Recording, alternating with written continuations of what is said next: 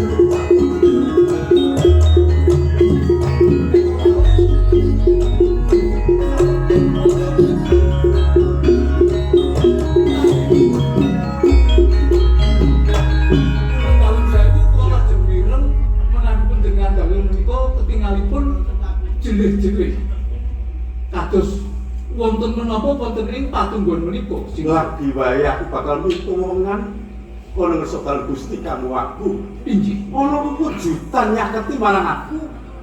Nanging ning aku lagi mung semedi. Aku ora bisa prisa sapa kang ngreniku Gus mati.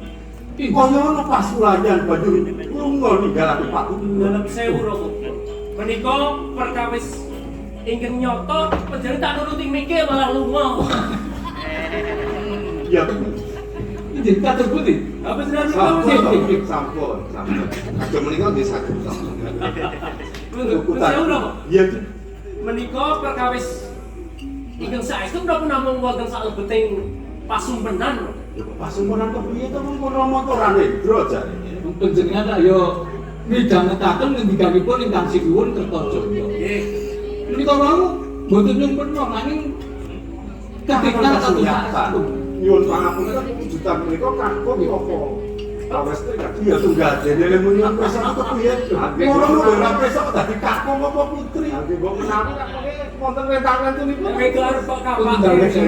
sejatosipun panyuwun priksanipun ingkang putra menika leres kakung menapa putri. Wujudane Rama ora presa. Saking wae, saking swanten menika saben mundak bodho kalani ana sambunge marang katentremaning kraton Jogoro. Injih. Tunggal kula lagi